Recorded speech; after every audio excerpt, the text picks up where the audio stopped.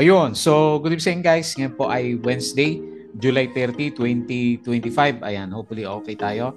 Pagdating doon sa tsunami, di ba, na galing sa, o yung lindol na galing sa Russia kasi may mga napapabalita ng tsunami, di ba, sa Japan, sa Philippines, at saka doon sa bandang Hawaii. Ayan. So, ingat po tayo sa beach ngayon kasi may tsunami na paparating o dumating na. Okay, so balik tayo dito sa ano natin, sa chart. So mahina pa rin po yung ano, yung mga blue chips. Grabe yung hina, tamlay. So 6,318.23. So nag-loss siya ng negative 0.11%. And meron tayong 58.35 million net foreign sell. So mahina pa rin yung mga big caps. Kaya yung mga gumagalaw is sino ba mang online? Online casino pa rin yung mga pinag-uusapan natin. Sino top GMA, ito biglang nabuhay to. Okay, so sa global markets, yung galawan nila is nag-drop sila kagabi. Pero ngayon yung futures parang okay naman siya. So tingnan natin. Pero overdue na yung ano correction ng US market. Kung napapansin nyo, puro overbought na yung mga ano, majority ng mga stocks po nila. Siguro by next week no, o August 4 no, malalaman natin kung ano kasi labasan ng mga earnings sa mga companies sa US. Okay. Tapos pagdating sa crypto natin, nasa pullback din sila. Pero 118K pa rin si Bitcoin as of this time. Pero marami na nga yung medyo nagpo-pullback na mga stocks doon. Okay, so pag-usapan natin yung trending stocks kahit na medyo matamlay yung mga blue chips na alaga natin. So nanguna sa listahan natin si TAP, nag-bounce, lakas talaga yung TAP na. So nag-up siya ng 4.91%. So tignan natin, lumalaban pa rin eh. So negative 210K net foreign sell, and then yung mga casino natin, si Plus at saka si Web. So malapit na umpisahan yung ano, baka mag-cause ng volatility, magulat ulit tayo na ano, may mga drops ulit yung mga online casino natin. Kasi mag-start na yata yung deliberation pagdating sa mga online casino. Pero ako, di ba sabi ko sa inyo, personally, yung tingin ko naman dyan is more on controls yung pwede nilang ilagay. So pag sinutdown mo kasi yan, ang laki na mawawala na tax sa government natin. Eto, mga legal yung mga tax na yan is galing sa mga legal na online gamings. Pero kailangan niya talaga ng control. Ayan, kasi baka halos lahat is nagsusugal online. Okay? So, nag-up siya. Nag-drop nung umaga eh. Pero nag-recover siya. Negative 5% yata pinaka-drop nito eh. So, parang nag-close the gap. So, 0.84% yung closing nito si Plus at net foreign sell. Buti nila may mga ano pa rin to. May company buyback. Kaya lang bad sign puro net foreign sell. Negative 55.55 million net foreign sell. And then si ABA, so second day or third day na umarangkada, so ngayon is nag-up siya ng 6.56%. So makita niyo parang nag-breakout yung price action natin. Tapos meron siya net foreign buying 618K. And then si Web, lakas din, no? 2.29% nag-up and meron siya 1.29 million net foreign buy. Si Del Monte, pansinin natin kasi medyo maganda yung galaw niya. Although alam natin yung kanyang subsidiary doon sa US na listed na stock is nagpa-file ng bankruptcy, di ba? Mahina. Pero sa Philippines naman tong ano, DLM na to. So nag-up siya ng 11.43%. And then lastly, GME7. So meron siyang mga lumabas na good news. Maganda daw yung revenue niya after na siguro yung makonsolidate yung mga epekto ng eleksyon. So nag-up siya ng 6.74% zero net foreign buy. Okay? So silipin natin yung galawan ng mga stocks natin na to. Disclaimer pa rin sa mga bago sa channel po natin. As usual, yung ating review is for education purposes lamang po. So huwag mong gagamitin ito as a reason para mag-buy, sell, or hold ng stocks. Mayroon po kasing risk na involved sa market. Due diligence na po kung ano yung stocks yung bibilin mo. And then follow mo lang po ako palagi dito sa ating Palabig Trader na YouTube channel. Subscribe ka lang kung hindi pa. And join ka dito sa trading committee natin. Okay? So yan po yung makasama natin. At sa mga nakasubscribe, marami pong salamat dun sa mga usual na views natin. Kahit na medyo matama. Sobrang tablay ng ano blue chips. Halos 2 buwan na yatang hindi sila masyadong gumagalaw.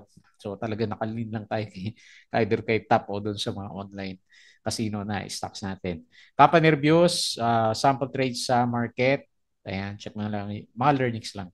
And then basic indicators, technical analysis, and then fundamentals yung mga risk management plus basic learnings sa market po natin. Okay? So yung sa crypto naman, follow mo lang po ako dito sa ating Flowy Trader. Crypto ko to para sa mga play to earn games, meme coins, medyo minto tayo.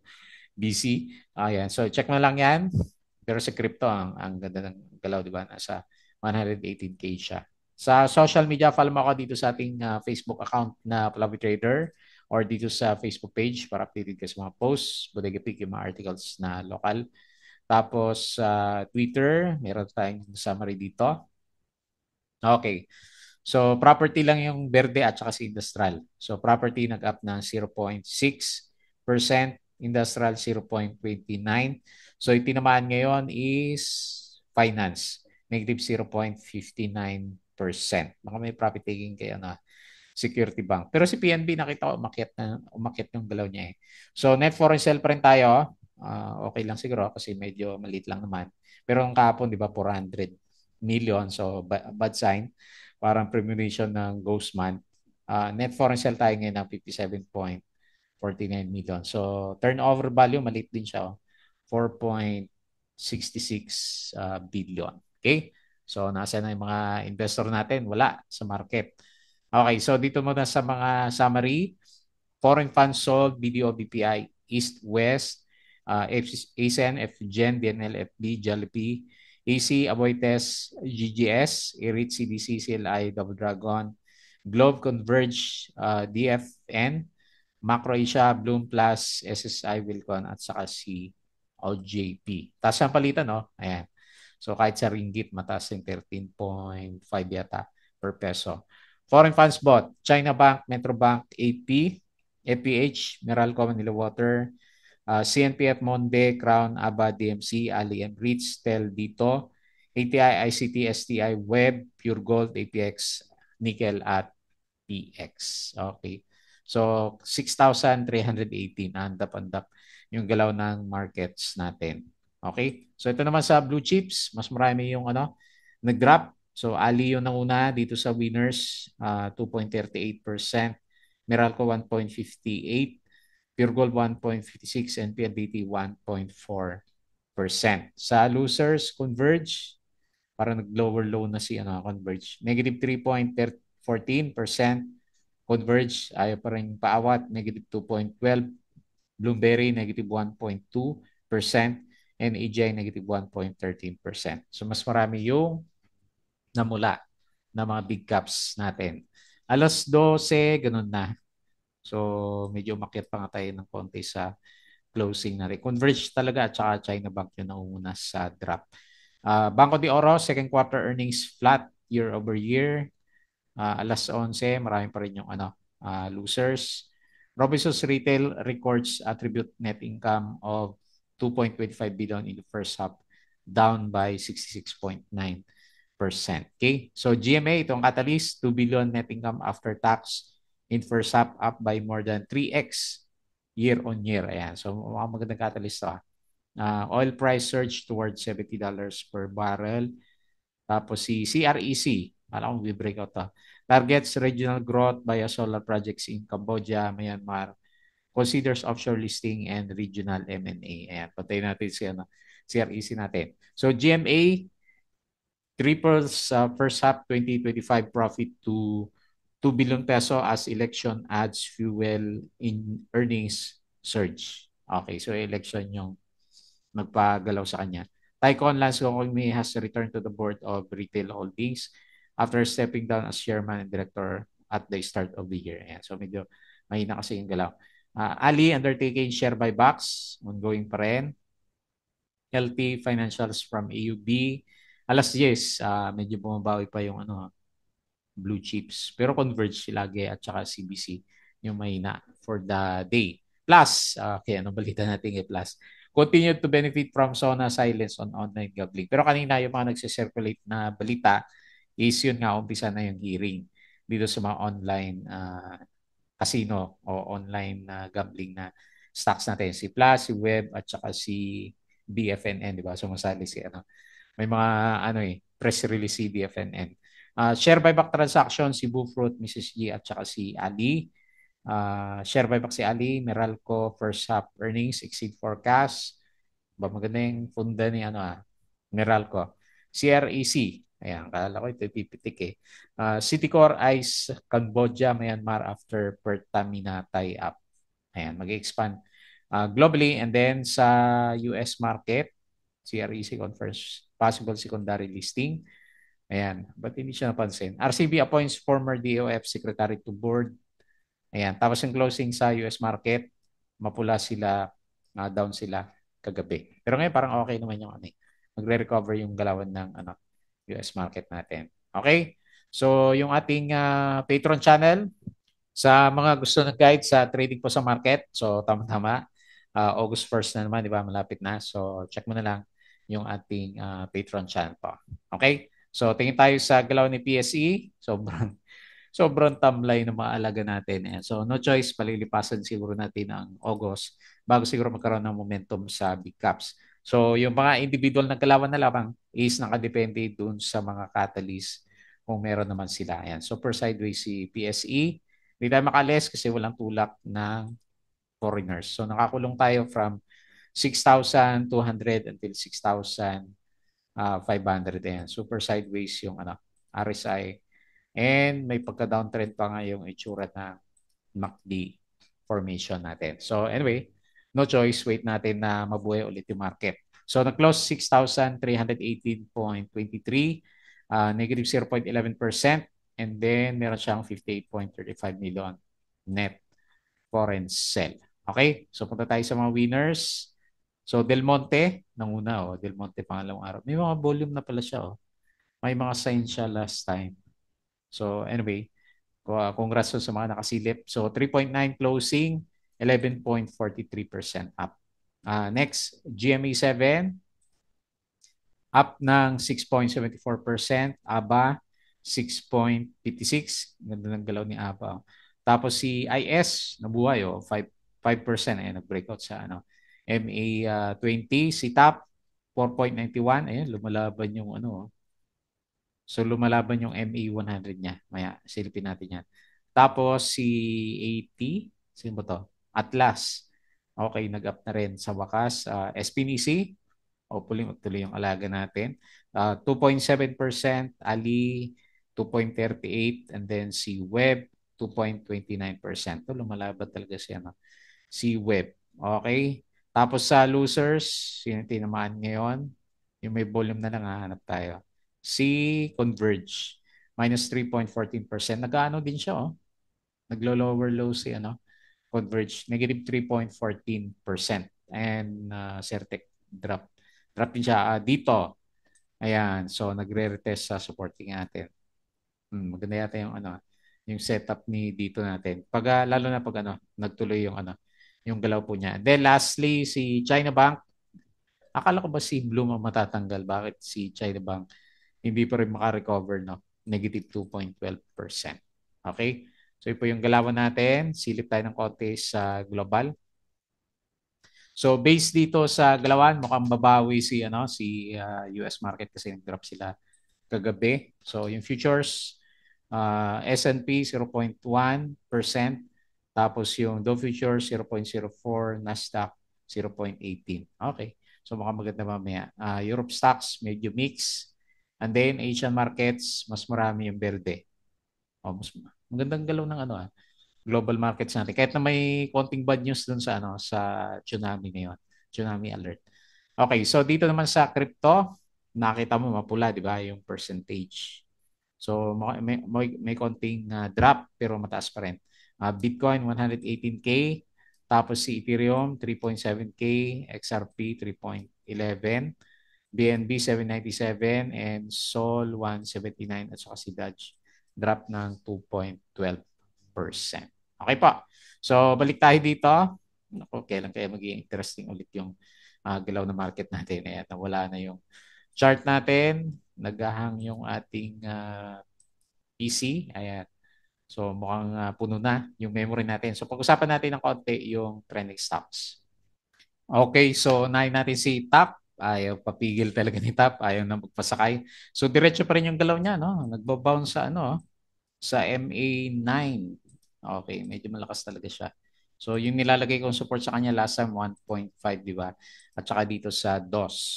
Pero based sa galawan niya, gusto niyang bumalik kasi na-reject siya. Pero lumalaban yung price action na rin sa kanya. Ayan. So medyo nagre-recover. So pabalik siya ulit sa overbought, no? Okay, hindi pa naman eh. 68.36 pero um, based sa chart niya mismo, so parang gusto niyang bumalik, no? Lumalaban yung price niya eh. So anyway, maganda, maganda yung itsura niya kahit na 500% na siya, no? So ayaw na magpasakay. Ni-top natin. So nag-close siya 1.71 and nag-up siya ng 4.91%. So meron siyang 210K net foreign sell. Wala na bang bagong catalyst si top. Kada catalyst niya, pumipitik yung ano eh, pinaka-price action natin. Okay, so yun na lang muna. So price action wise, okay siya. Lumalaban sa ano, MA9. Next, Plus. Okay, so may bago na naman balita na katatakutan ng mga holders ng Plus. Tignan natin. Pero ako, Diamond Hands, di ba? Sabi natin. So, tingnan natin kung masustain natin yan. So, nag-doji ulit yung kanila. So, undecided siya and siguro takot pa rin yung iba na maban siya kasi yun naman talaga pinaka-topic no ano eh. Panukalang batas na gustong gawin, di ba? Kay Tulpo. So, total ban ng ito, mga online casino. Pero si BBM, kaya pala hindi niya so yung kanyang press secretary may sinabi na, di ba? So kaya daw hindi nabanggit sa SONA yung ating ito si mga online casino natin kasi titingnan muna niya kasi baka malaki kasi yung impact kapag total ban kaagad yung sinabi niya, di ba? Dito sa ano sa Plus. And then sabi ko nga sa inyo nung uli, so is yung si GSIS nag-invest dito. So matakay mo yung mawawala na 1 billion peso kung rather 50%, diba? Kasi nasa 60 yung average niya and then ngayon is nasa 30, 36 lang, 35 yung current price natin. So, of course, kasama na yung tax, diba, na nakukuha ng government. Okay. So anyway, nagkaroon siya ng drop kanina. So, nag-close the gap. So, ilalagay ko na lang yung support niya.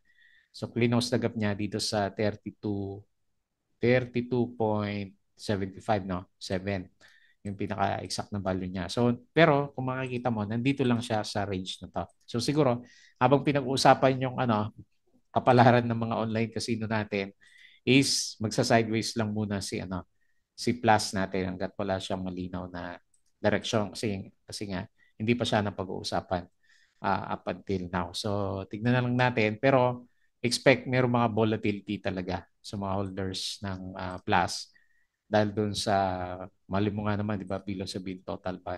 So, yun pa rin yung kinakatakutan ng karamihan kay Plus natin. Okay. So, nag-sideways siya sa galawan ngayon. So, asan na yung indicator natin? Hindi lumalabas. 0.84 yung ano, yung current gain niya, 35.95 doji. And, ayan, ito pala isang bad sa kanya. So, kung napansin nyo, from the past few days, ongoing pa rin yung ano, yung net foreign sell ni Plus. So, ngayon meron ulit 55.55 million na yan. Consider mo din yan kasi pag naubos yung foreigners, puro locals na yun nandyan kay Plus natin. Okay, so ganyan na lang muna. Volatility, expect kasi iuusad na yung usapan kay ano, di ba, malapit na dito sa mga online casinos. Okay po. So next, si Aba. Ayan, congrats kung meron kayong Aba. Kasi pangatlo o pangalawang araw na umarangkada yung pinaka-price action niya. So mula dito, nag-upsurge na siya ng 10%. So tingnan mo nga naman yung mga stocks natin. Ilang buwan na, no, from June, o mahigit 2 buwan, no, halos 2 months, na downtrend siya. And then after makasilip siya na breakout, ayan, breakout naman yung price action na yan. So medyo malinaw yung breakout ng price action. May support sa 0.55. Kanina, nag-retrace siya dito sa 0.68. So ilagay ko na sa 0.7. May gap siya dito eh. So, and then Thursday pa lang naman bukas na. So doon natin makikita kung ano until Friday yung galawan. Pero very good kasi nagkaroon siya bigla ng ano, kung papansinin mo nagkaroon siya ng volume. Yan oh. Ito last time hindi natuloy. Then nagkaroon siya ng volume. So 0.65 yung closing.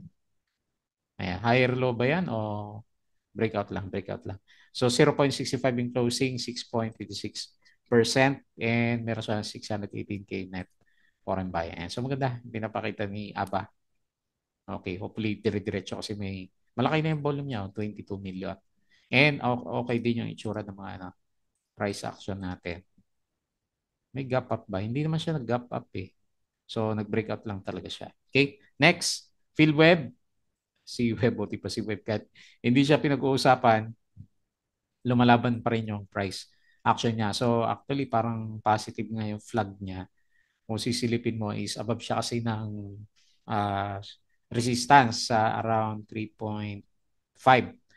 So pwede niya ituloy yan ha. Okay, kung maganda yung kwentuhan ng mga online casino natin, pwede niya ituloy yung breakout na yan. At malakas na yung volume niya, nasa 26 million. Ayan. So, pero kung titignan ko lang chart-wise, kahit di ko alam yung palita, para siyang breakout. Doji, pero breakout yung candle. So, nag-close siya 3.58% and meron siyang 2.29% na gain, 1.29 million net foreign buy. Okay din yung ano niya, oh. RSA at saka MACD. Okay. Sakaling mag-break, ang pinaka-next na resistance is, o currently nasa resistance, tama ba? O currently nasa support. Okay, meron siya resistance dito sa, sakto lang, no? 3.8. O masyado tayong, ano, pwede natin itaas dito sa around 4.2. Ayan. So, total, tuloy na yung, ano, yung breakout niya. Ayan. Tingnan natin kung may volume ulit yan. Touch ako sa kanya is mag-stay siya above ng 3.58 o 3.5. Okay? Next. Del Monte. So, wala tayong catalyst nito. Pero binomba din siya. Okay. Meron nga pala. Parang may nabasa ko na article kahapon yata yun na parang okay yung revenue ni ano, Del Monte dito sa Pilipinas. So, yung sinasabi na may nagpa-file ng bankruptcy is yung Del Monte US branch niya. Okay. So nag-break out. Ito na lang muna yung range natin. 3.6 to 4.4. Ito kasi yung nakikita ko sa kanya. So meron siyang range dito sa bandang kabila. Kasi pumasok na siya sa 3.6 eh. So anyway, hopefully tuloy-tuloy yan. Kailang overbought ng konti. RSI 74. May volume oh. So meron siyang 11.43% na gain. Nag-close 3.9. Wala siyang foreign buying. So okay lahat ng ano. Ganda rin yung itsura ng ano, price action niya. Kailangan lang, mabilis ka lang talaga pumasok, no? Ito, nagkaroon ng volume to. Tingnan natin. Ayan, oh, nagkaroon siya ng volume. Tapos biglang binomba the next 2 days. Okay? So, congrats. Malaki na rin ginalaw. And then, lastly, GMA7. So, alam niyo na yung catalyst. Maganda yung, ano, yung earnings niya doon sa election daw. Ayan. So, medyo nauntog siya ng konti kanina. Ayan. Pero kung matuloy yung volume ulit, babalik siya tayo dito sa okay, maganda pala mga breakout to. Kasi first time na i-breakout niya ulit. Tagal na rin, no? Na downtrend ni ano, GMA7 eh. Tanda ko tong dividends na to eh. Nagbigay siya ng maganda. Tapos hindi naman na bumalik yung ano, yung price action natin sa kanya. Okay. So anyway, maganda yung ginalaw niya. So finally nag-breakout na rin siya. At least may mga nag-breakout na stocks overbought ka agad. Ayan. So kumita kasi ng 2 billion. Laki, no? Kinita na itong si GMA7. Okay? So support wise, wala no? Parang fill the gap siya. Lalagay ko na lang dito sa may gap area. 5.3. Ayan. So okay yung galaw ni ano, GMA7. Hopefully masundan pa ng additional breakout candle para medyo kampante tayo na, pa-reverse na nga talaga to kasi okay naman yung 6 months earnings niya.